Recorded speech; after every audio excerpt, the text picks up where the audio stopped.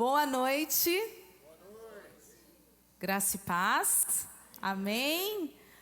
Sejam bem-vindos ao 17º episódio do Marcas do Espírito. Olha, 17.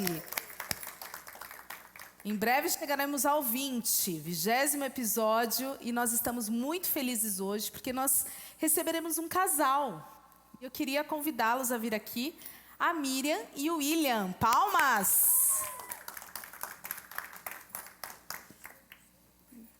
Sejam bem-vindos, por favor.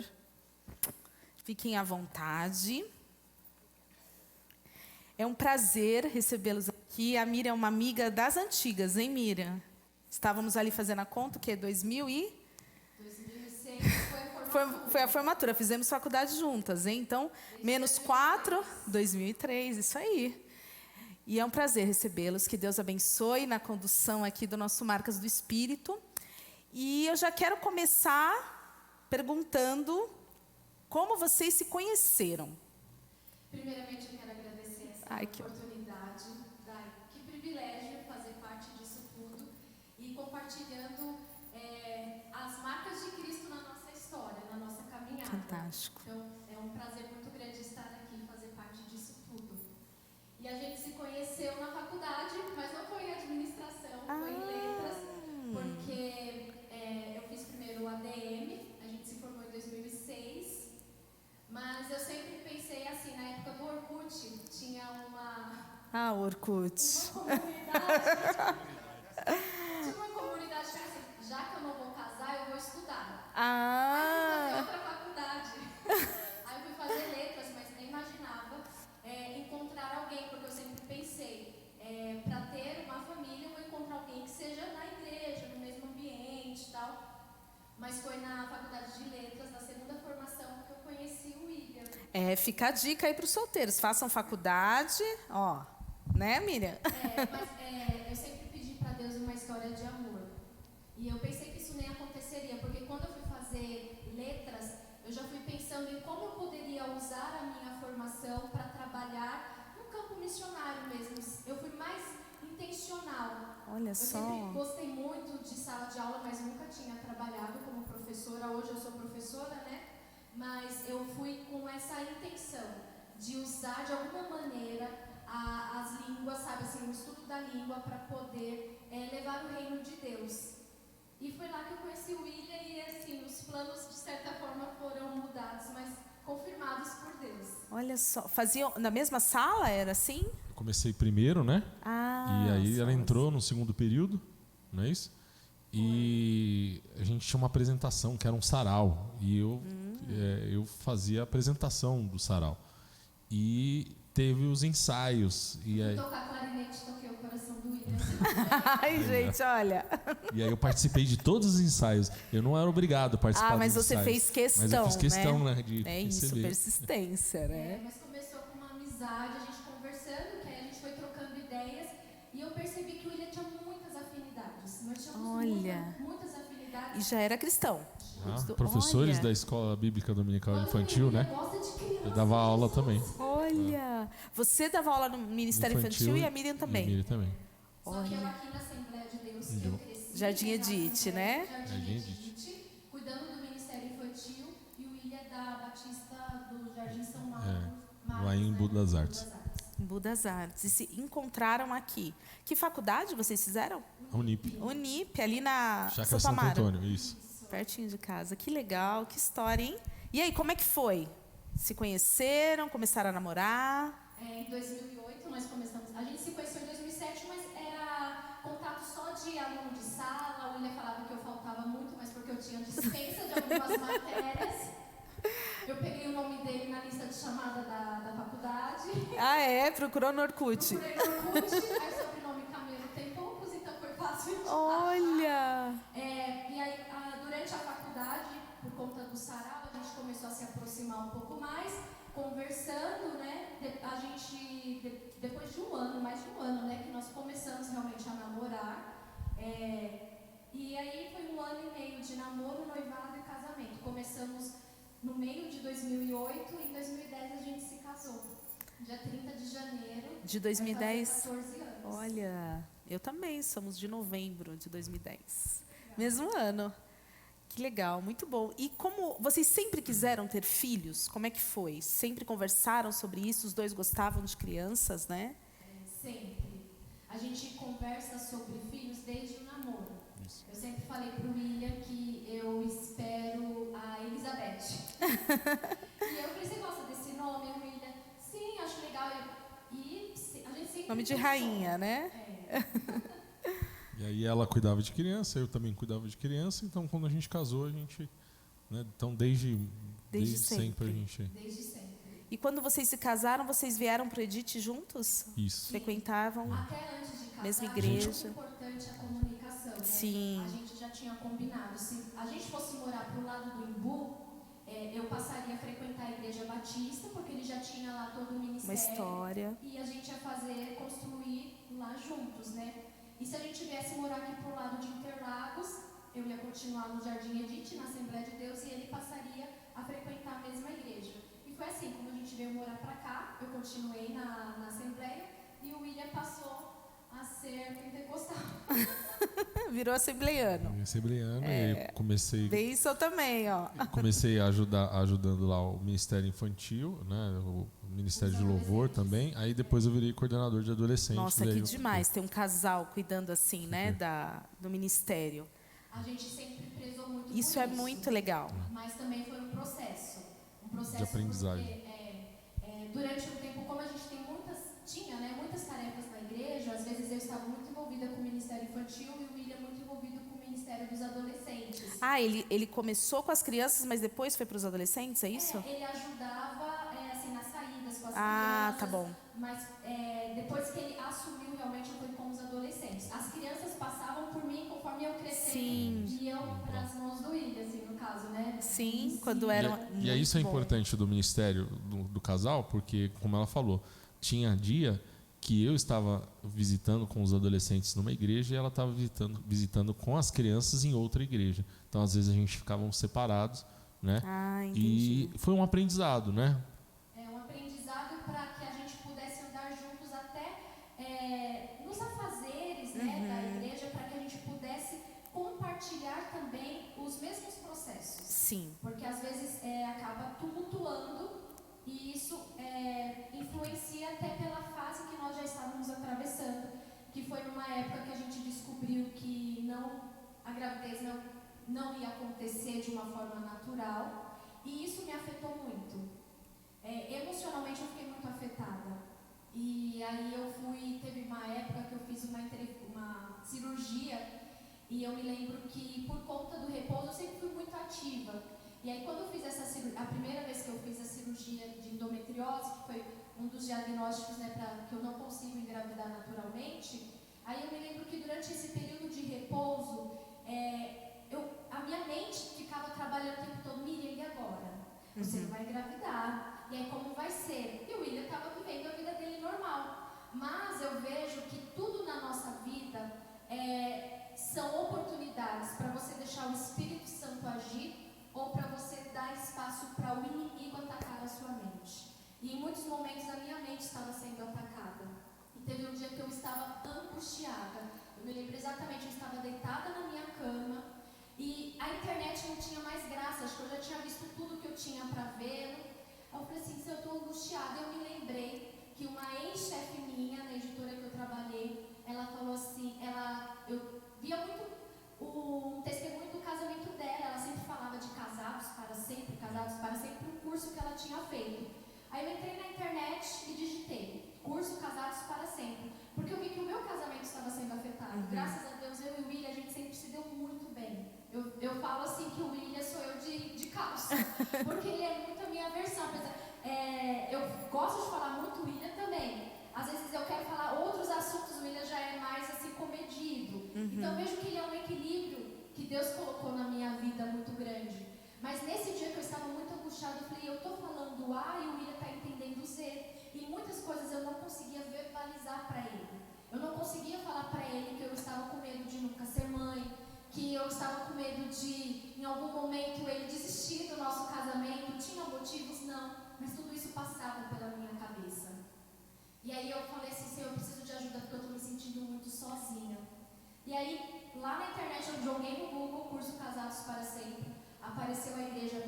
da Paz, lá na Zona Norte, e para se inscrever. Eu me inscrevi e estava escrito assim que daqui a 2 anos tem um prazo de 2 anos para ser chamado para fazer o curso Casados para Sempre. Eu falei, eu vou me inscrever, não custa. Eu sei que depois de 4 meses me ligaram falando, oi Miriam, aqui é a irmã Iris, você tem interesse de fazer o curso? Eu falei, tenho. E aí nesse caso, nessa hora, eu falei pro William, eu falei assim, William, eu me inscrevi no curso, você quer fazer comigo? Você precisa fazer. Aí ele, aquela que você quer fazer, eu falei, eu quero, mas eu preciso agora falar pro meu marido. Um detalhe. Fui comunicado. Foi comunicado, né, William? E graças a Deus ele topou e foi um curso que fez muita diferença. Porque a gente precisa investir também como casal. O casal ele precisa aprender a andar juntos. Não é só na hora do sim e de fazer uma promessa diante das pessoas sem levar em consideração a aliança que você faz diante de Deus. Sim. É uma união que é até que a morte nos separe. E quem vai validar isso todos os dias nos dando força, eu vejo que é Deus. É o Espírito Santo atuando em todos os momentos na nossa vida. E Miriam, quantas tentativas não, mas qual foi o período de iniciar as tentativas para engravidar e a descoberta do diagnóstico da endometriose? Então, quando a gente se casou, eu comecei a tomar remédio, mas eu não tomei nem durante um ano. Ah, você já foi... A gente sempre pensou Sim. em ter filhos e muitos filhos. Hoje o nosso plano era ter 4, né? Ai, que delícia. Mas quantos Deus enviasse, a gente estava aceitando, a gente queria. Mas quando começou a não acontecer isso, aí foi dando um alerta e também o meu corpo já estava reagindo diferente, até mesmo quando eu comecei. Mas a ginecologista, quando eu ia, ela sempre falava, é tudo muito novo, isso é normal. Sempre fala, né? Deixa a ansiedade de lado, relaxa, sei que vai dar tudo certo. Então, até começar uma investigação, demorou uns 2 anos, né? Por aí. Acho que é importante também mencionar que a endometriose ela é uma doença que normalmente a Miriam sempre teve. Sentia muitas dores, muitas cólicas e tal. E a médica falou, cólica não é normal, com excesso. Né? Ainda hoje, muita gente acha que ter muita cólica frescura. É normal. Acho que é frescura. Exato. Eu me casei com 25 anos de idade, mas eu vim descobrir endometriose com 28. E não foi assim intencional. Infelizmente, é um diagnóstico tardio. Então, a gente já tinha passado por alguns médicos até para fazer uma investigação. Não tinham descoberto nada. Mas essas consultas de rotina, uma médica, uma senhora já, e eu fui por desencargo, assim, eu preciso fazer. Então, primeiro que aparecer naqueles livrinhos ainda de plano de saúde, apareceu lá, era perto do serviço, tinha horário na agenda, eu marquei. Aí na conversa, durante a consulta, ela falou, Miriam, eu acho que você tem endometriose. Eu não sabia o que era, e a partir disso, eu conheci a doença, recebi o diagnóstico através do exame chamado ressonância da pelve, e aí logo apareceu que a minha endometriose era profunda, acho que são divididas em 3 estágios ou 4, e aí ela falou, olha, então você já tem que ser encaminhada para um especialista. Aí eu fiz a primeira cirurgia. Depois disso, como a gente ainda não conseguia engravidar, a gente foi até a Ideia Fértil, que é um lugar em Santo André que cuida de casais tentantes. E aí, durante esse processo na Ideia Fértil, a gente até passou pelo processo de saber o valor que poderia ser pago para fazer o procedimento, né, de reprodução assistida, mas eles falaram que não dava para continuar, porque primeiro eu tinha que tratar a endometriose porque ainda tinha resquícios. Aí eu fui fazer a segunda cirurgia, que foi mais invasiva, foi mais delicada também. E o que aconteceu na segunda cirurgia? Teve alguma intercorrência ou... Então, eu vejo assim que Deus, eu tive um processo mais estreito com Deus, porque nessa época, assim, a gente fala, parece que aconteceu tudo da noite pro dia, mas foram anos. A primeira cirurgia foi no final de 2013, em 2014 a gente fez o curso Casados para Sempre, e nesse meio tempo fazendo novos exames, né, correndo atrás dessa questão de realizar o sonho de ser mãe, e aí em 2015 que eu fiz essa segunda cirurgia, mas já era um médico mais especializado no assunto. São poucos profissionais o Sim. assunto. E aí, a minha segunda cirurgia já foi também com a presença de um gastro, porque já tinha aderência em outros órgãos, então teve que mexer na parte reprodutora, não sei se exatamente se fala assim, mas também na parte de intestino e tal. E aí, nessa cirurgia, quando eu fiz em 2015, o William tinha recebido um convite para trabalhar em outra cidade, no interior, em Bauru. Então, eu me lembro que na segunda-feira que eu fui me internar, meu pai e a minha mãe que me levaram até o hospital em Santo André, e o William estava indo para Bauru. O William já tinha saído até de São Paulo para ir começar um novo trabalho em Bauru, e eu fiquei aqui em São Paulo. E nesse processo eu fiquei internado durante 5 dias. E para mim foi um momento assim muito difícil, porque eu me lembro que teve um dia que eu estava no hospital, me sentindo um passarinho na gaiola, e o William me ligou todo empolgado. Ai, Miriam, é porque assim, olha o que eu estou fazendo. E eu, gente, ele não entende. Tô sofrendo, né? Eu estou internada, eu fiz uma cirurgia, que minha mãe está aqui do meu lado. Só que eu não conseguia falar tudo isso para ele, então eu não mostrava o que eu estava sentindo de fato, e também não conseguia me alegrar por tudo que ele estava vivendo. Então é um processo que eu fui levada, eu acho que Deus nem me convidou, Deus já falou assim, Miriam, seu coração está aberto, então deixa eu te pegar e te levar para um lugar que você precisa estar, que é perto de mim. E tem um hino, que é até aquele hino que canta no Titanic, que os violinos tocam, que é mais perto, quero estar. Sim. Gente, eu não sei se já pararam para pensar na letra desse hino, mas desde adolescente, quando eu cantava, eu falava, se eu estou cantando, isso é sério. E eu acho que Deus leva muito a sério algumas coisas. Que fala assim, mais perto quero estar, meu Deus, de ti, ainda que seja a dor que me una a ti. Muito profundo. E é profundo. E Deus faz até as nossas dores nos levarem para perto dele. É verdade. E se isso nos liga a ele, se você faz de coração, pode ter certeza que ele cuida. Amém. Foram 2 cirurgias, então, Miriam, é isso? Foram 2 e não foi mais uma. Foram 3. Mas a terceira foi antes da FIV ou? Foi antes da FIV. E essa também foi delicada? Eu acho que foi delicada, mais pelo que o médico me disse, mas um processo assim, não precisei ficar tanto tempo internada. E foi em que ano? Foi em 2000, tudo em 2015. A segunda cirurgia em 2015 e no final de 2015 também. Também, aí foi uma pertinho da outra. Em 2015 acabei me mudando para Bauru. Então a endometriose após a terceira cirurgia foi quando ele te deu o diagnóstico, de forma natural não vai, é isso? Tinha um processo de medicação depois, mas são tantas coisas que vão acontecendo no meio do caminho. Do processo, E aí né? descobriu também, foi em Bauru, depois da última cirurgia, que descobriu que eu também fabricava pouco espermatozoide. Mas então aí foi da fertilização. quando ela fez a última cirurgia, exames. quando ela fez a última cirurgia, aí a gente começou a falar da FIV. E aí fazendo os exames para a FIV, aí o médico, pesquisando nós dois, falou assim, ele também fabrica pouco espermatozoide. Então tem uma junção aí. E Entendi. é muito importante isso porque, como mulher, eu falo que às vezes a gente se sente muito sozinha, mas também porque a gente não compartilha. Eu tenho essa dificuldade, acho que eu tinha mais. Hoje em dia eu falo mais, não porque o William não tenha me dado liberdade, mas porque coisas assim, mas acho que isso é só meu. Acho que eu sou muito melindrosa. Acho que eu estou fazendo tempestade no copo d'água com as minhas emoções. Então, eu sempre procurava tentar resolver por minha própria conta. A gente não consegue entender muitas vezes o quão importante é compartilhar as nossas dores. É por isso que tanta gente está indo atrás de psicólogos, porque muita gente não fala. Eu né? contava muitos testes de gravidez e não Não avisava contava. ainda. Mas tinha um fator também que eu sonhava, pensava, quando eu estiver grávida, vai ser uma surpresa. A gente idealiza, romantiza.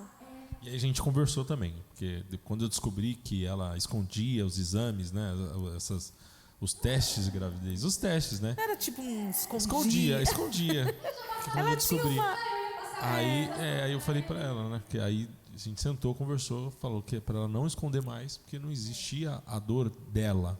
Era a partir de depois do vocês. casamento, a dor era nossa, né? Ele sempre me falou isso, ele sempre falou assim, Miriam, não é um problema só seu, é um problema nosso, mas eu falava, não, mas quem tem endometriose sou eu, a questão é minha. Ele falou, não, é nossa.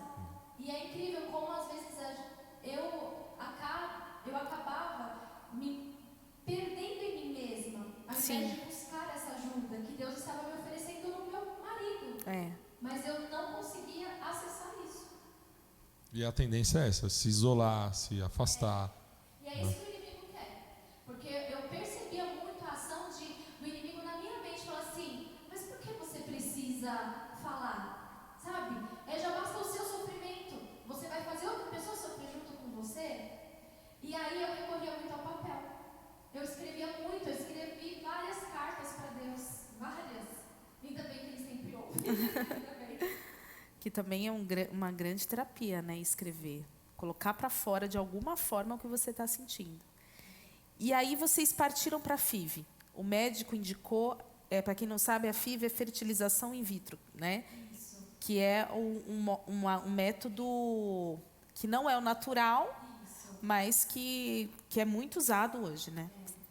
Então, desde a primeira cirurgia, o médico já tinha oferecido isso para a gente, desde o primeiro médico. Só que a questão que a gente sempre avalia é a questão financeira, é a questão da nossa fé em Deus também. Sim. Porque você fala, Deus, ele pode fazer todas as coisas, e realmente ele pode. Então, a gente sempre vai postergando e, ao mesmo tempo, analisando todos os fatores. E aí, quando chegou, já tinha se passado 3 cirurgias, já tinha também acontecido pelos exames, a questão do William, então ficou muito claro. E o William sempre falava, gente, às vezes eu comentava sobre a adoção, o William sempre muito racional, porque eu me deixava levar pela emoção também. O William, a gente precisa virar a página. Vamos tentar a FIV, só que aí a questão da FIV é a questão financeira também. É muito alto o custo, né? Sim. E aí são exames também que a gente vai fazendo e tudo isso é convênio às vezes que não autoriza, então você depende de um outro. Fazer outros exames para fazer os exames, porque isso, a FIV é 100% pago. Particular. E tem um percentual de dar certo a FIV? 30%. 30% de dar certo, né? É muito baixo, né? Se você for pensar, e aí, né? A Miriam... Eu vou falar que a gente nem pensou antes, né? A gente descobriu depois, na verdade, né? Vocês descobriram depois. Depois que era 30%. E aí Você quer engravidar, você nem pensa. Não pensa. A Miriam não queria fazer. Chegou devido ao valor, quando a gente estava ali no meio do caminho, ela falou, não vou fazer. Aí eu falei assim, vamos fazer sim, porque senão a gente vai ficar com essa... E se der certo? É verdade. Então a gente precisava virar a página também. E era nesse momento ali que ela começou com a história da adoção. E aí a gente falou, ó, vamos, uma coisa de cada vez. Vamos fazer a FIV, virar essa página e depois a gente volta a conversar de novo sobre a adoção. Eu tinha muito receio de fazer a FIV e receber um não. O que eu mais temia, eu recebi. Porque eu tinha muito medo do meu relacionamento com Deus depois de um não. Não que eu não tivesse outros nãos, eu já tive outros nãos de Deus. Mas eu falava, Senhor, é algo que eu não tenho controle. E que ilusão a minha achar que eu já tive controle de alguma coisa. Nunca tive controle de nada. Mas na minha cabeça era, mas eu vou estar investindo minhas emoções, meu tempo. Então, se eu posso me precaver, é melhor eu não entrar nisso. Porque eu não sei como eu posso sair disso. E Deus permitiu, e eu louvo a Deus porque que privilégio eu tive de fazer uma fertilização in vitro. É verdade. E esse processo foi um processo dolorido, porque ela teve que aplicar as injeções nela mesma. Sim. Porque eu estava viajando. E a gente estava longe da família. Então era ela e... Então não tinha outro jeito. Então ela me ligava e falava, vou aplicar aqui. Porque o William, quando a gente morava em Bauru, o William, ele trabalhava atendendo outras cidades da região e não dava para voltar no mesmo dia, para cidades mais distantes e tal. Então, a cada 15 dias eu ficava um período sozinha. E eu vejo que Deus, ele nos levou para Bauru para realmente me tratar. Porque em alguns momentos eu me via tão solitária que eu olhava para a Bíblia e eu falava, Senhor, se não for o Senhor comigo, é solitária não que eu não tivesse outras pessoas lá, a gente frequentava a igreja, nós tínhamos amizades, né, desenvolvemos amizades lá, mas eu me sentia sozinha. Eu falo que privilégio é entrar num lugar e falar assim, eu estudei com você, você conhece meu pai? É diferente, quando você entra num lugar que você não conhece ninguém. Eu me lembro que quando a gente foi visitar as igrejas para a gente começar a frequentar uma igreja lá em Bauru, quando a gente entrou numa igreja que estava cantando um louvor que eu já conhecia, é como se eu estivesse falando, falei, nossa, encontrei alguém que fala a mesma língua que eu. Sabe? É uma bênção, um privilégio fazer parte de uma família. Sim. E quando a FIV não deu certo, foi difícil. Acho que o momento mais marcante é aquele momento que a gente está vendo na televisãozinha lá, o médico colocando os embriões dentro da Miriam. Sim. Ali a gente sai da sala ali cheio de esperança e fala, putz, estamos grávidos.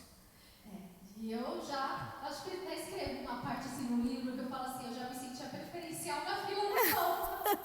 Falei assim, gente, ninguém nem sabe, mas o meu corpo já está totalmente diferente. Eu falo assim, rindo, mas é um processo muito. Sim, eu imagino. E nesse período eu estava de férias, então assim, a gente passou todo esse período juntos, né, que eu estava de férias, e aí o retorno ao médico, né, e aí para eles é normal, né, ó, não deu, vamos tentar de novo. Eles estão habituados a falar isso, né?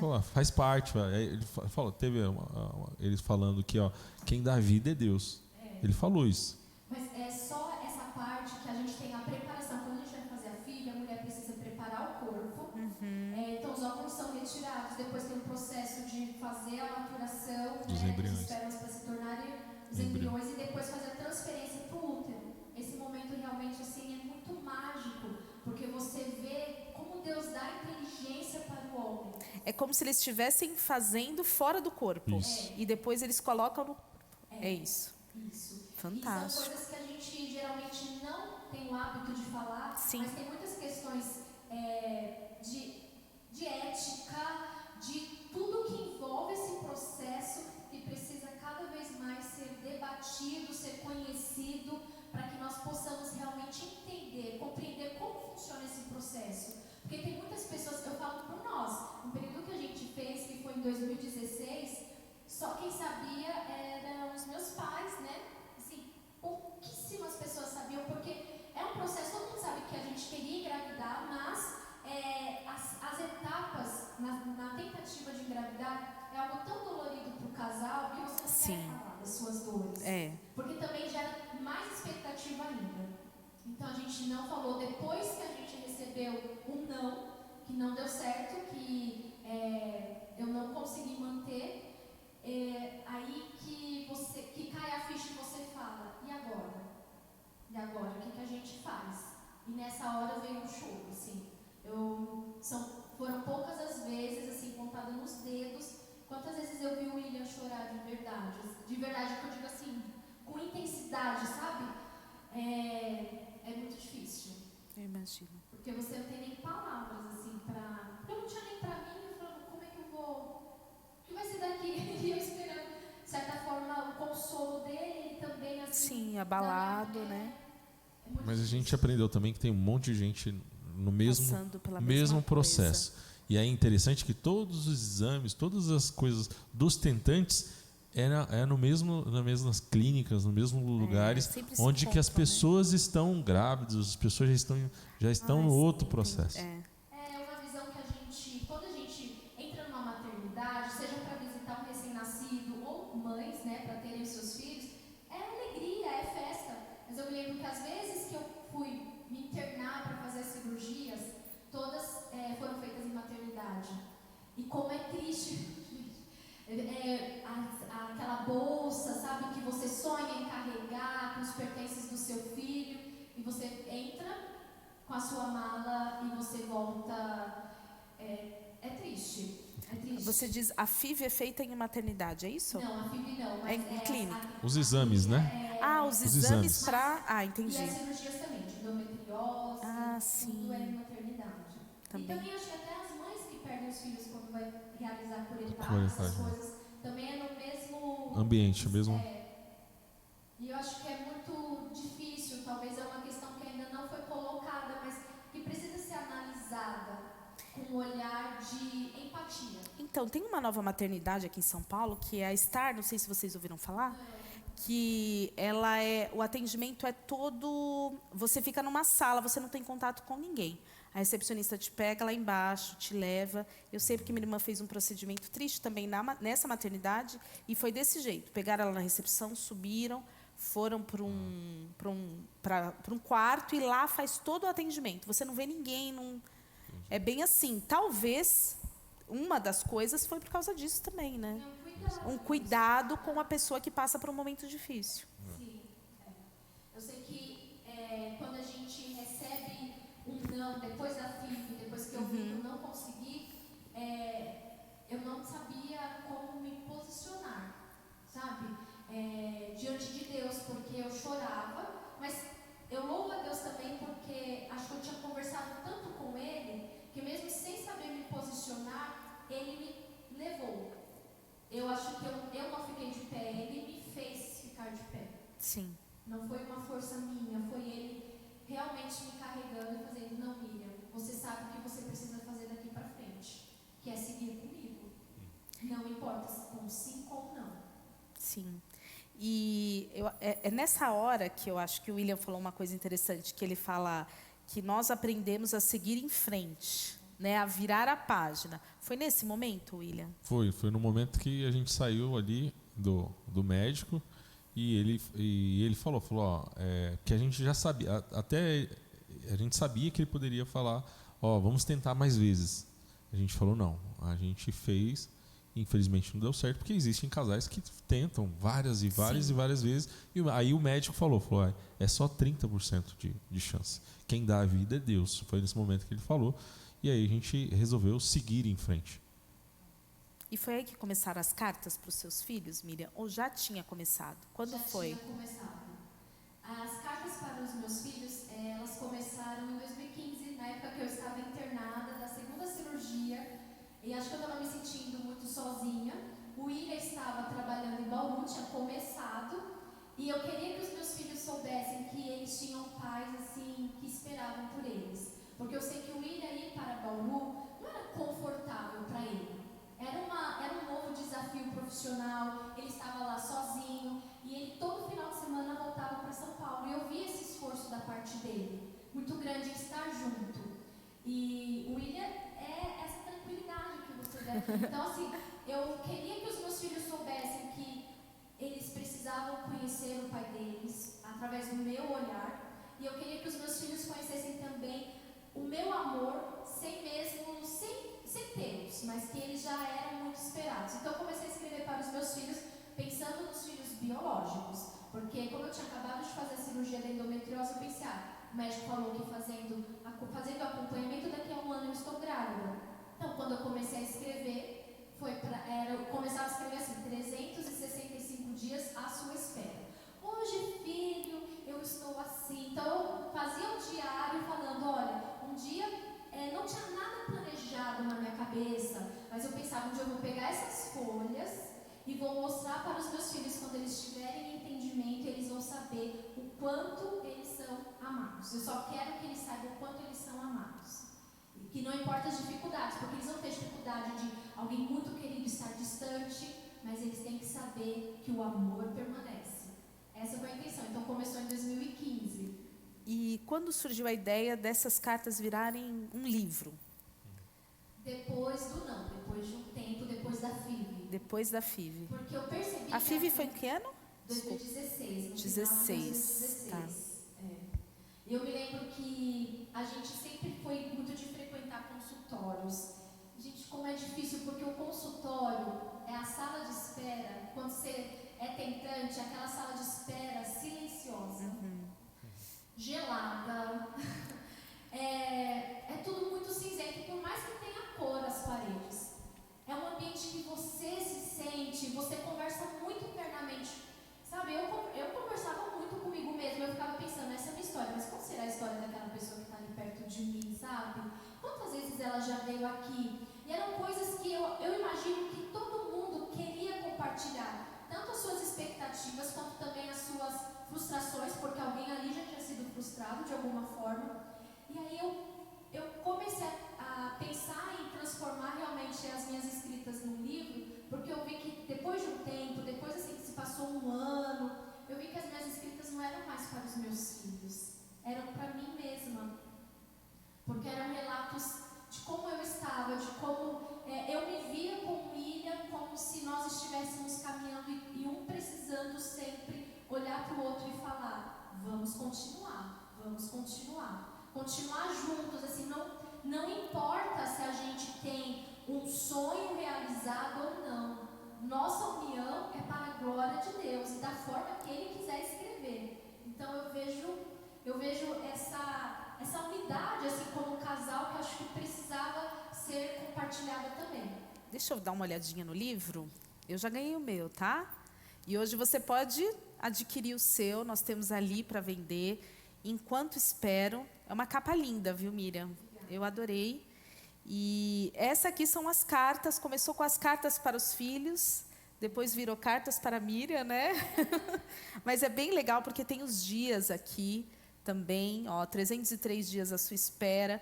Então, é uma leitura gostosa, né? Uma leitura muito gostosa. E esse aqui já é o nosso objeto, né? Um objeto que marca esse testemunho, né? Que é o livro que foi do processo e tem sido, né? Porque agora que lançou, né? Que dia que ficou pronto? Agora em setembro? Ficou pronto em agosto, né? Agosto. Foi agora em agosto. E o lançamento é dia 30, né? Olha, a gente está aqui no pré-lançamento, então, hein? Muito linda, vou deixar por aqui. Quem quiser depois dar uma olhadinha ali também, adquire o seu. E tem uma caneca, é isso? Isso. Nossa, também essa questão... Eu amei essa caneca. Ficou uma briga lá em casa, sabe? Querendo a caneca. Aí a gente decidiu, eu falei, é a sua caneca de chá e a minha caneca de café, então. Aí, entendeu? Para compartilhar. Para compartilhar, é. A ideia é... eu fui muito edificada com o testemunho da Rebeca Nemer e do Paulo César Baruch. Sim. Eu me lembro que na pandemia eles falaram sobre essa Primeira questão de vez, não ter né? filhos. E a gente se sente tão sozinha. Quando ela começou a relatar algumas coisas, eu me vi em tantas situações, em tantas, porque essa questão da fé, eu sempre fui cristã, sempre me considerei uma pessoa temente a Deus, mas relacionamento íntimo com Deus a gente vai desenvolvendo. Sim. E eu vejo quanto Deus tem coisas que Ele já desenvolveu em mim, Ele está desenvolvendo e ainda tem outras a serem desenvolvidas. Então eu vejo que enquanto eu espero, eu tenho que continuar. Aí eu coloquei leio, escrevo e vivo. Leio porque eu gosto muito de ler, escrever porque eu continuo escrevendo várias cartas, agora em outros processos, mas continuo conversando com Deus muito através das cartas também. E viver porque é valorizar esse presente, que é a vida. O fôlego de vida, como o William disse, a gente sabe, mas a gente pode ter toda a ação humana, todo investimento, mas quem vai soprar o fôlego é Deus. E quem tiver que tirar o fôlego é só na hora que Ele também quiser. Não tem interferência nenhuma humana. Quando foi que vocês decidiram pela adoção? Vamos partir para a adoção. Bom, a adoção a gente já conversava há um tempo. Eu conversava mais e eram muitas conversas sem conclusão. Sabe aquela conversa que a gente começa a puxar? Então, William, gente, mulher tem muito disso. Eu vou fazer 34 anos. E você sabe a questão dos hormônios, não sei como vai ser e tal. Mas eu falava assim, mais acelerada. E o William, Miriam, calma. A gente está em outra cidade, a gente precisa... Vocês estavam em Bauru. A gente estava em Bauru. E eram conversas que não eram cumpridas, mas eu via muito que era o meu anseio de querer ter o controle. De falar, não, meu plano... Olha só que engraçado, tá? Eu me lembro que quando eu fiz 20 anos, a gente estudava até juntas, na época da faculdade. Eu me lembro que eu virei para minha mãe. Eu nem imaginava em conhecer o William. E eu falei assim, mãe, tudo na minha vida tem que acontecer nessa década. Dos 20 aos 30. Eu tenho que casar, eu tenho que tirar a carta de motorista, eu tenho que me formar, eu tenho que fazer isso, eu tenho que fazer aquilo. Como se a minha vida fosse terminar aos 30, assim. Não, aos 30 eu tenho que estar já plena. Aí Deus, acho que ele ouve tudo isso e fala, menina, deixa de ser boba. A Miriam sempre fala que a gente faz planos e Deus dá risada. É verdade. Né? Foi nessa época que a gente... ela falou que ela conversava muito, puxava muito. Mas, na verdade, a gente estava amadurecendo essa atitude, porque a gente não queria colocar a adoção como se fosse, não veio os filhos, eu vou adotar então. Como se fosse um... Tampa buraco, né? Exatamente. Tipo assim. Tanto que quando a gente tomou a decisão de adotar, eu falei para ela, mesmo que no meio do processo da adoção vier os filhos naturais, nós não vamos parar. Sim. E aí foi aí que a gente tomou a decisão de entrar no processo de adoção. O William é sempre muito consciente. E eu louvo a Deus porque ele sempre me traz para essa razão, para assim, olha, essa é a decisão. E a gente vai se manter firme nisso. E aí eu falava, tá. E aí quando realmente a gente decidiu adotar, a gente já teve muito claro na nossa mente os nossos filhos, eles já são nossos, pela adoção.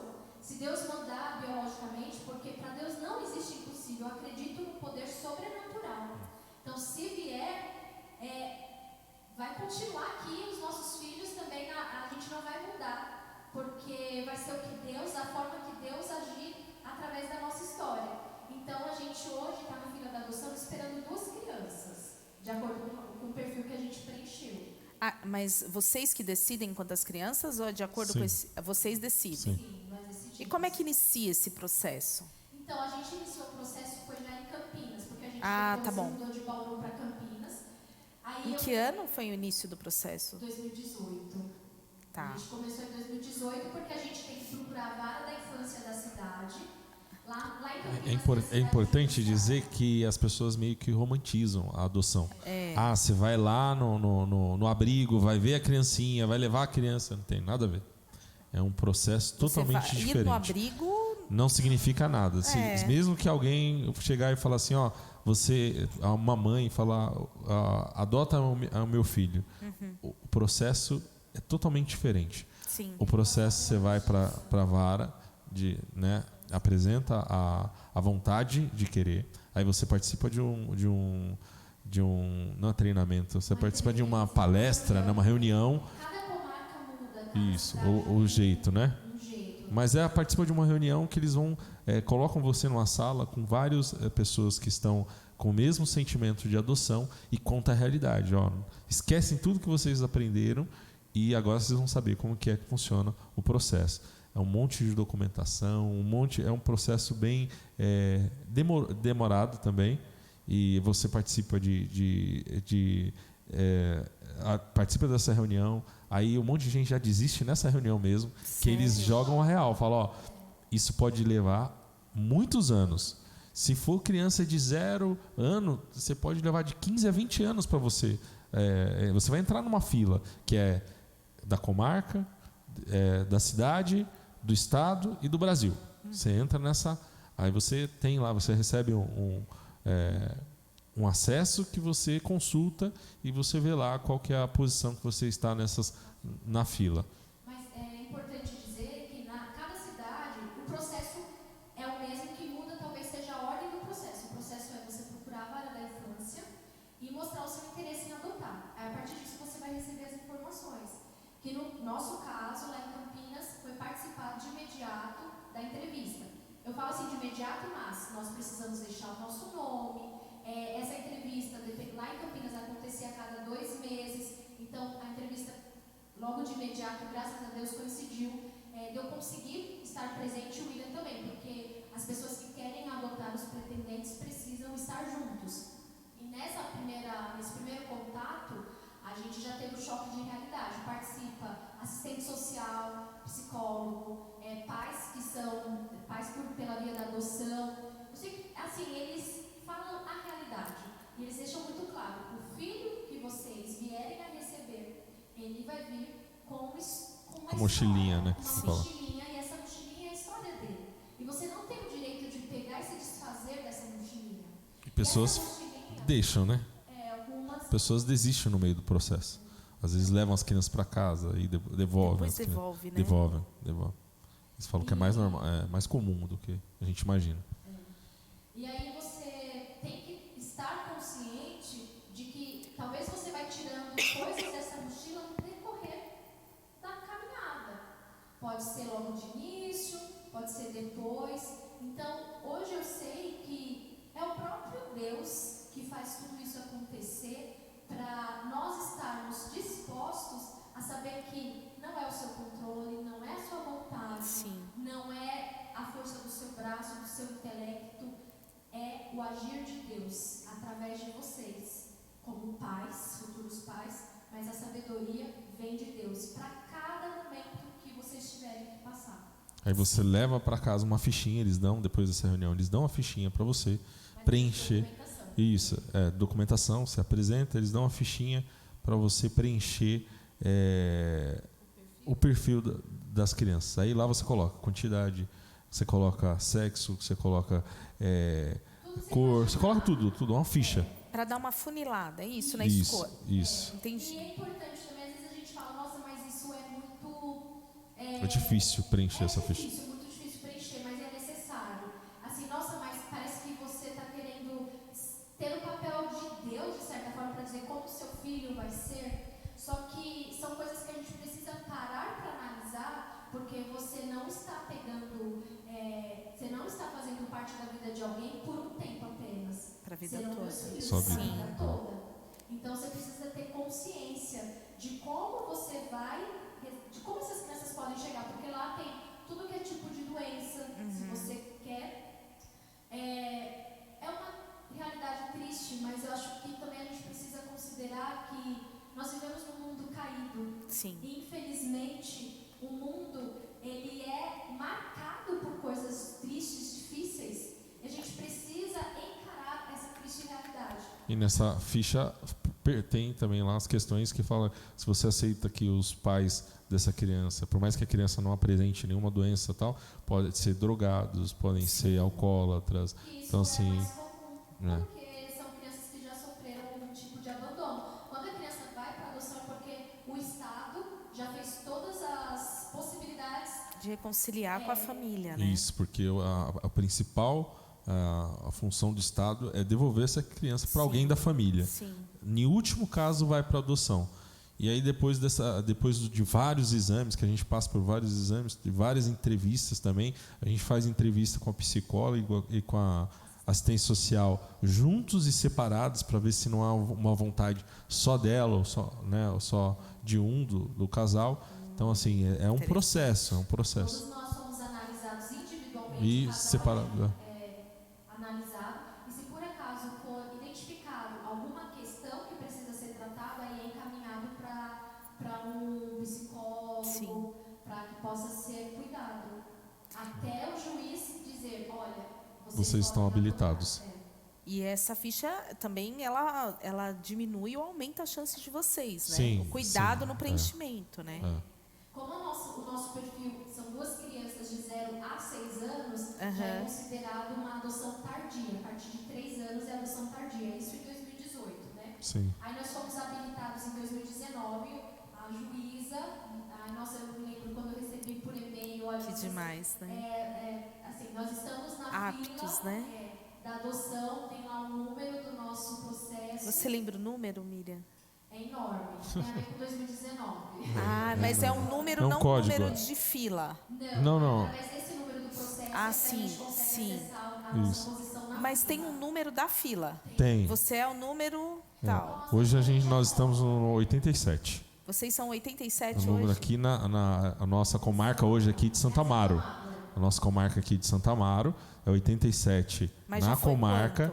quanto? Começou. Interessante. Na comarca. E a gente transferiu, né? Era lá de Bauru, ou de Campinas, e a gente transferiu aqui para a comarca aqui. Então muda tudo. Sim. Aí eu sei que no número da cidade é 300 e alguma coisa, já foi 900, e no estado é quase 4.000. E aí vocês começam a conhecer as crianças a partir de qual... Ou não tem Não- isso? não tem Chegou, contato. apareceu, está no número, pronto. Isso, é não isso, tem né? contato. Não Aí tem o número contato. não é sequencial também. Ah, Esse 87 depende não do é. perfil da Depende do ficha. perfil. Eles falam Sim. que é só um número, mas que também não é sequencial. Vocês 87. olham sempre esse número ou não? Vocês Eu olho iniciam com pra mais olhar- frequência. Olha com Mais frequência. Mexe muito comigo. É, eu imagino, E aí, então, é isso que a gente estava falando. Não a gente tem que precisar. Eles chamarem a gente. Eles explicaram. Falou assim: não adianta a gente ir lá num abrigo. Eles vão chamar a gente. Falou: tem essas crianças aqui que elas estão aptas para vocês também. E aí Sim. começa um outro processo, que esse aí processo a gente só conhece de ouvir falar, mas não passou ainda. E aí começa, aí a guarda não vem pra gente, Sim. demora também. Horário, de imediato, até ter a consolidação pela parte da assistente social, porque ela vai olhar a adaptação da família e também da criança. Sim. Vai dizer, agora vocês são pais permanentes, digamos assim. Sim. E por que vocês acham que esse processo é cansativo e moroso e demorado? É porque o Estado fica tentando que as crianças voltem para suas famílias? Porque a gente olha assim e fala, gente, são tantas crianças precisando de um lar. Vocês têm essa percepção? Por que esse processo é tão demorado? Eu acho, Dai, que é demorado porque o Estado realmente ele quer fazer esse contato Sim, com a família e devolver para o seio familiar. Mas nessas tentativas, acho que tinha que ser um trabalho mais intenso e intencional também, no sentido de ser um intensivão. Sim. E decidir, olha, não dá, já ter algo mais próximo da realidade, né? Então acho que talvez se tivesse mais mão de obra preparada, qualificada para poder fazer esse trabalho, acho que ia adiantar bastante. Porque o triste é que as crianças podem chegar até um abrigo numa idade mais tenra, mas elas ficam muito tempo. Isso dificulta muito, porque quanto mais velho, maior a dificuldade. E elas ficam só até 18 anos. E depois aí não é mais né? responsabilidade do Estado. Que difícil, né? Não. E eu ia perguntar para vocês, eu acho que eu não lembro quem me falou essa questão e eu achei interessante também, sobre Deus não nos dever nada. Ah, sim. Isso aí é o vocês seguinte. comentassem um pouco, é tipo uma ficha que caiu, assim. Não. A pessoa antiga, né? Sim. De 1980, a ficha. Eu até estava conversando com os pastores ali, que tem um pastor que ele foi meu pastor, inclusive ele casou a gente também, né? Na verdade, o nosso casamento foi o pastor dela, o meu pastor, né? Que nos casou. E o pastor Sérgio, e inclusive sempre quando a gente sai de férias, a gente desce lá, ele mora lá em Itaém, a gente sai para visitar ele e a irmã Francisca. Então eles são 2 irmãos, né, queridos e já idosos, e eles casaram a gente, então eles sabem todo o nosso processo. E um dia nós estávamos lá na casa deles e a Miriam estava conversando com a irmã Francisca. Eu vou contar o que eu ouvi, que eu estava ali próximo, e aí ela conta. E eu ouvi a irmã Francisca falando assim: Miriam, Deus te deve alguma coisa? E aí foi aí que Deus não te deve nada. E agora conta como foi lá. Sabe essa conversa? Ela é uma referência para mim, a irmã Francisca. E ela falou para mim alguma coisa que a gente estava falando sobre essa questão. Eu pensei, mas eu vou ter meus filhos. É como se eu tivesse o poder de falar, vai ser assim, assim. Ela falou assim, bem serena. Ela falou assim, Miriam, Deus te deve alguma coisa? Ela não esperou nem eu responder, porque talvez eu responderia não. Mas não estaria ali maturado dentro de mim. E aí ela falou assim, Deus não te deve nada. E eu vi realmente Deus falando para mim, eu não te devo nada. Mas sabe quando alguém fala a verdade em amor? Sim. É um amor que te constrange, te confronta. Eu falo que ela quebrou as minhas pernas, mas ela me fez caminhar. É como se eu tivesse olhado para mim mesma e falado assim, Miriam, não fique esperando aquilo que Deus não te deve. E tem muita gente que rompe, se a gente pode dizer assim, com Deus por causa disso. Sim. Porque acontece algum percalço no caminho, na história dela, e ela fala, como assim, Deus? Eu estava fazendo tudo bonitinho, eu casei certinho, eu fiz... Mas por quê que agora acontece que comigo isso? Não, bem na minha vez. Exatamente. Né? Eu acho interessante isso daí, porque... Que bom que ela falou isso, né? Muito bom. E aí a gente aprende, é igual a Paulo, a minha graça te basta. Sim. E né? que difícil, a gente até fala, né? Mas vive isso, né? Exatamente. E aí a gente e hoje a gente vê muitos pais, muitas que transformam as crianças em pequenos deuses. Sim. Né? E talvez a gente seria que problema assim, isso, né? de colocar as coisas no lugar. Fica o reizinho, né? Eu acho que o William sempre fala a questão de Abraão, quando foi Isaac, que Deus colocou o amor de Abraão no lugar certo. Eu acredito que todo esse processo também é Deus colocando o meu amor por ele no lugar certo. Eu não posso ter outro amor, porque eu também na minha cabeça sempre foi muito assim, amor de mãe, filho, todo mundo sempre fala, porque o amor do filho eu acredito realmente. Mas eu acho que acreditava a tal ponto, sem viver mesmo, mas eu colocava essa questão para mim como se eu só vou conhecer o amor de fato quando eu for mãe. E o amor de fato é o amor de Deus. É Ele que nos preenche, né? Primeiro, e aí nós somos capacitados a amar. E eu acho que Ele teve que mostrar para mim essa questão do amor dele por mim, sem eu merecer. E eu olhar para dentro de mim como uma miserável, uma pessoa que precisa desse amor, que se coloca nessa condição. Então eu digo que é um processo, e é um processo que eu sei que Ele está comigo. E aí, eu como homem também, tinha esse sentimento também. Eu vou saber o amor de Deus mesmo também quando eu tiver o meu filho, né? E Deus sempre nos traz à memória aquilo que nos dá esperança, né? Eu, com 13 anos, minha mãe casou de novo com o meu padrasto e eu tinha 1 ano e meio. E quando eu fiz 13 anos, meu pai, todos nós éramos filhos do mesmo pai, da mesma mãe, só que eu não era registrado pelo meu pai. Meu pai, ele não me reconheceu como filho. E quando eu fiz 13 anos, o meu padrasto me chamou e falou assim: você quer ser meu filho? Que demais. E me trouxe aqui em Santa Amaro, onde era o Poupa Tempo, né, na época, né, onde faz a documentação, e me deu o nome Santos. Então, hoje eu tenho Santos, o sobrenome dele. E isso ficou muito marcado para mim. Então, assim, Deus... E aí, quando a gente aprende que Deus não nos deve nada e que Ele é o Pai soberano, que independente do que aconteça com você, Ele é o nosso Pai. Então, isso foi um aprendizado fantástico para a gente. E aí, porque todo mundo, assim como ela falou, que as crianças vão vir com a mochilinha... Quando a gente casa e a gente vai, são duas culturas diferentes dentro de uma casa. Então, assim, graças a Deus, vamos fazer 14 anos de casamento, damos muito certo, mas é a vontade de querer dar certo também. Porque tem as suas...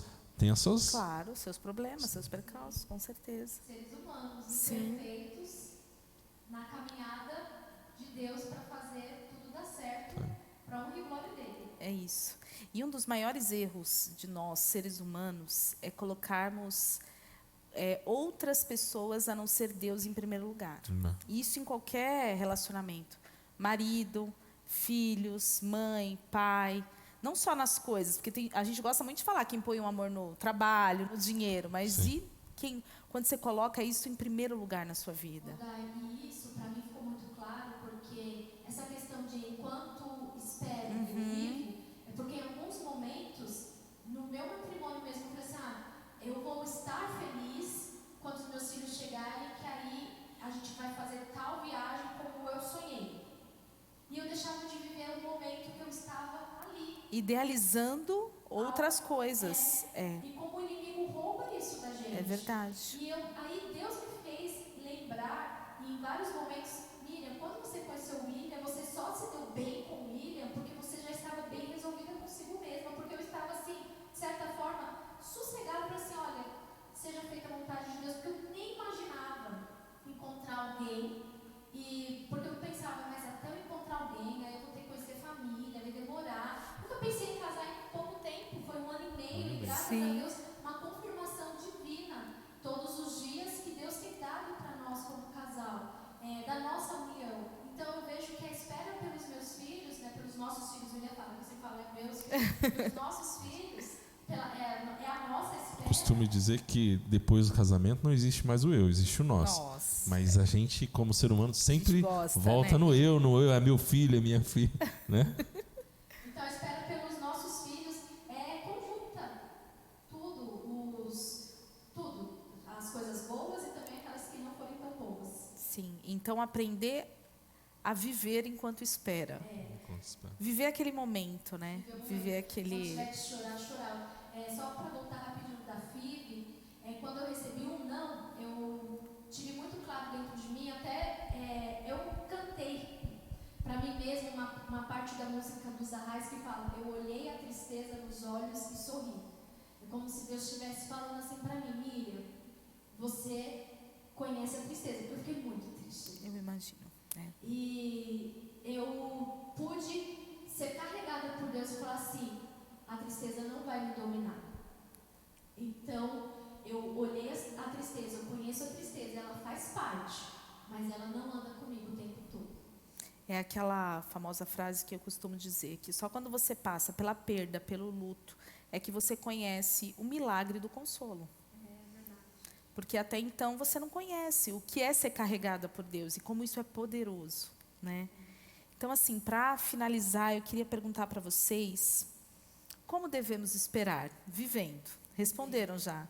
E quais foram as marcas que o Espírito deixou na vida de vocês? Quer começar? Marca de esperança. Porque Esperança. até o título do livro, né, Enquanto Espero, mudou, que era 365 dias, o título era esse. Ah, era esse? Era. Há 365 dias, a sua espera. E aí Teve que mudar. teve que mudar. Enquanto espero. E aí todos nós esperamos por uma coisa, por alguma coisa. E nós esperamos pelo retorno de Cristo, que Ele vai voltar. E essa é a marca do Espírito em nós. E como que a gente tem que esperar, né? Jesus voltar? É assim, paradinho? Ai, meu Deus. Não, é Caminhando. caminhando. Muito bom. Tem a música, né? Ela até menciona ali, que é O Marcos Almeida é caminhar, esperar e caminhar. esperar a caminhar. Esperar em Deus é caminhar. Lindo, é isso. Mas eu até tenho uma reflexão sobre isso, que não é caminhar como se estivesse na esteira, só como se estivesse se ocupando. Não, é caminhar apreciando, contemplando a caminhada. É isso. Amém. Bom, eu quero abrir para pergunta. Você quer? Pode? A marca do Espírito, porque eu fiquei pensando. Ah, sim. Tá bom. Mais uma. Pra mim, tem A esperança é do William. Vamos. Ah, tá. Agora é da Mira. Pra mim, a companhia. Companhia. Do próprio Espírito Santo. Porque não importa se você estiver no vale, se você estiver no topo, eu tenho a companhia. Eu me vejo às vezes muito como os discípulos no caminho de Emaús, mas a companhia. Ele Nossa, está que presente. legal isso. A companhia. Companhia do Espírito. Muito bom. É isso aí. Queria abrir para perguntas. Alguém tem alguma pergunta? A minha assistente vai pegar o microfone emprestado. Leva ali para a Bruna, filha, por favor.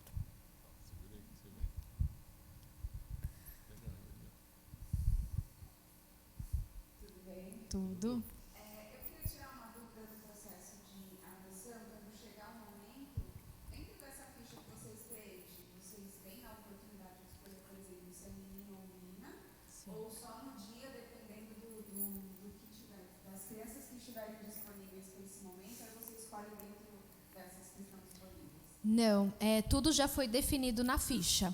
Ah, só uma coisa que a gente não comentou. Essa ficha a gente preencheu em 2018, fomos habilitados em 2019. Aí, a cada 3 anos, a gente passa por uma nova validação. Uma reciclagem. Isso, assim, uma né? reciclagem. Antes da pandemia, a gente tinha que passar por todo o processo de novo, que era fazer os exames médicos, tanto físicos como psicológicos, fazer as entrevistas com a assistente social, com a psicóloga. Só que por conta da pandemia, eles mudaram esse processo. Então, a nossa entrevista, que era para ser em outubro do ano passado, foi adiantada para junho. O último contato de reunião que nós tivemos sobre o processo foi em junho do ano passado. Já faz um tempo e a gente continua esperando. Mas então nós renovamos a nossa espera diante da justiça. O processo foi renovado. Aí depois, daqui a 2 anos, agora a gente volta novamente. Eu espero não chegar até lá. Eu espero que os filhos venham antes. Amém. Sobre isso, aí você coloca lá na ficha o sexo, coloca a idade, e aí a gente colocou 6 anos, né? Então, quando a criança faz 7 anos, ela sai do nosso perfil. E isso é dolorido também, né? Porque a gente nunca sabe quando que vai chamar. Sim. Mais alguma pergunta? Silas? Nesse processo de 0 a 6 anos, se eu não me engano, vocês falaram que querem 2 filhos. Isso. Um casal? Ou Não, independe. Independe. Isso. A gente só colocou que eles precisam ser irmãos. Tá. É. E pode ter idades tão diferentes. Sim. Pode. Isso. Aí na ficha você preenche lá se podem ser irmãos, se, né, no nosso caso a gente colocou lá idades diferentes. Podem ser gêmeos, Mais alguma pergunta? Pastor Cido? Não. Só quero fazer um lembrete também que a Márcia, da comunicação, fez uma música. Ah, é. A minha irmã fez uma música. Que legal. É. Depois me passa, Miriam. Passo, Tem passo, gravado sim. alguma coisa? Tem. Olha, legal. Muito bom. Amém. Primeiro, parabenizar pela atitude, né? A atitude de adoção no Brasil, a gente sabe que é um processo muito doloroso, de certa forma, cansativo. E parabéns pela atitude, né? A pergunta é a seguinte, você tinha comentado que o Estado vai fazer o possível para trazer essa criança de volta para o lar, né? Isso. Para o braço da família. Quando vem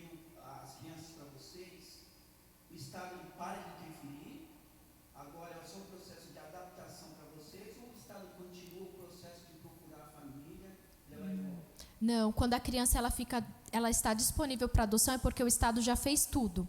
Então não tem mais nenhuma interferência familiar. Ainda que a família, sim, em algum momento, porque o Estado, quando ele fez tudo, ele realmente assim fez tudo o que era possível. Por isso que tem até essa demora. Por isso que é muito moroso. Aí, a partir do momento que a criança já está disponível para adoção, aí ela não vai ter mais nenhum vínculo com a família. Nenhum. E vocês ainda vai ter esse contato, esse endereço de telefone de família? Fica guardado nos arquivos no caso da vara da infância, porque se algum dia, a psicóloga até conversa muito isso com a gente, se algum dia a criança demonstrar interesse, não importa a idade, ela tem o direito de conhecer a história dela. Se isso está bem resolvido para a gente, aí no caso a gente pode entrar e ir atrás da história dela, que está lá arquivada, e ela conhecer. Isso é algo que para nós está resolvido. Se os nossos filhos quiserem conhecer os pais em algum momento, vai ter lá a história. Talvez eles possam se decepcionar ou uma regeneração também, né? Aí, isso era uma pergunta que eu ia fazer também agora. Tipo, é decidido que vocês vão falar que são adotivos, né? Sim. Porque antigamente tinha, né? Quando vinha com 0, 1 aninho, 2, até 2, eu acho, né? As pessoas não falavam. Eu tive um conhecido que descobriu depois de jovem, né? E ele era super tranquilo, ele ficou tranquilo, ficou bem, não teve problema. Mas eu lembro que, na verdade, adolescente, eu caminhava com ele, via, e ele realmente ficou assim muito atordoado de saber depois que era quase jovem, né? Eu acho que o Estado não interfere, né? A partir do momento que está com você, o Estado não se interfere nessa decisão. Não, nessa decisão do bom. casal. E aí uma coisa interessante também, que se a criança não atende pelo nome, às vezes a gente está de 0 a 6 anos, né? Sim. Então, se ela não atende pelo nome, não responde ainda pelo nome, a gente pode alterar o nome dela, registrar ela e, inclusive, alterar o local de nascimento. Isso a gente pode alterar, depois que a guarda é permanente, né? Aí a gente pode alterar o local de nascimento, para caso se a gente não quiser que alguém saiba, meu filho nasceu em tal cidade, em tal lugar, a gente pode alterar. E aí, se os nossos filhos já atendem pelo nome, dependendo da idade, já se reconhece pelo nome, aí a única coisa que a gente pode mudar, se quiser, é acrescentar, fazer um nome composto. Ah, entendi. Do William, né? Vamos nos aproveitar. Maternidade eu sei que tem. Ah, é? Quanto tempo? É o período normal. Que bênção. E é independente da maternidade. Independente da idade da criança? O período de adaptação. Sim. Inclusive, daí não para hoje, mas é um dos assuntos que eu me lembro não, eu passei por um processo que eu saí da empresa que eu trabalhava quando eu retornei para São Paulo, e aí quando eu fui para... Vai lá com o papai, tá? Isso, eu tenho medo dela cair aqui, derrubar tudo. Quando eu fui fazer uma entrevista que eu fui fazer, gostaram muito do meu currículo, mas eu não fui contratada porque eu estou no processo de adoção. Nossa. Isso mexeu muito comigo, mas aí fica para um outro momento. Mas sabe que quando eu fui fazer algumas entrevistas e sabia que eu era recém-casada, tinha isso. Mas você está pretendendo ter filho agora? Eu achava isso tão, né? De mau gosto perguntar, mau tom perguntar uma coisa dessa, né? Porque... Bom, vamos lá. Mais alguma pergunta? A última para encerrar. O Estado acompanha os pais depois da adoção? O Estado fica acompanhando para ver se... Sim. A gente fica no período probatório, né? Então, assim, não sei se é esse termo mesmo. Isso, fica. Eles avaliam a adaptação da criança com a família e da família. Então, a gente vai passar, a gente sabe. Quando chegar a nossa vez, nós seremos chamados, vamos até o abrigo, vamos conhecer, serão apresentadas fotos nossas para as crianças. Aí, nós vamos conhecer, vai ter o tempo de levar para casa. Depois talvez um final de semana, depois vai se prolongando. Um dos motivos para a gente ter deixado o nosso cadastro só no estado de São Paulo, os nossos filhos podem vir de qualquer lugar daqui do estado de São Paulo. Mas a gente tinha a possibilidade de abrir para todo o Brasil. Só que você tem que levar em consideração que se você for chamado, você tem que ir, ter disponibilidade de ficar um tempo acompanhando a criança. E aí a gente pensou nisso, por questões de responsabilidade, a gente falou, vamos deixar aqui, que a gente aqui no estado a gente consegue ainda dar um jeito, né, de poder ir, voltar, mas não ficar tão distante, porque tem a questão de tempo, de finanças também, para ficar, né, tanto tempo longe. E aí, no caso, quando as crianças vierem para nós, de 3 a 2 anos, a gente pode ficar nesse período de supervisão. Até, aí a gente chama de guarda provisória, até ser passado até realmente. E aí me surge uma coisa aqui, rapidinho, gente, para perguntar. E principalmente famosos, né, que conseguem adotar de outro país, vocês veem possibilidade dentro do processo de vocês? É uma coisa meio complicada, né? Inclusive, até já isso que eu ia falar, né? Porque A gente já foi convidado, já falou assim, os amigos nossos, falou assim, vem para tal país com a gente, passa 30 dias aqui, você volta com as suas crianças. Ou vem para o Nordeste, que você já sai com a criança registrada. Então, existem vários jeitinhos brasileiros, né? Acordos, né? Mas o processo que a gente escolheu é o processo correto dentro da justiça. Dentro da justiça, Sim. até porque vai vir com outra, né? A gente fica a dica, a Carol, que escreveu o nosso prefácio do livro, tem uma história maravilhosa, fica a dica aí. Ela tem uma história linda sobre adoção também, sobre os filhos dela. Prefácio aqui. Muito bom. E, gente, eu estou tão feliz de ter vocês aqui. Foi muito bom. Eu ia comentar, na verdade, fugiu da memória e voltou, que a gente frequentava uma igreja e tinha um casal que estava na fila. E eles optaram por 2. Olha só, eu lembrei agora. Obrigada, filha. E aí, um dia, eles receberam uma ligação dizendo que tinham 4 irmãos.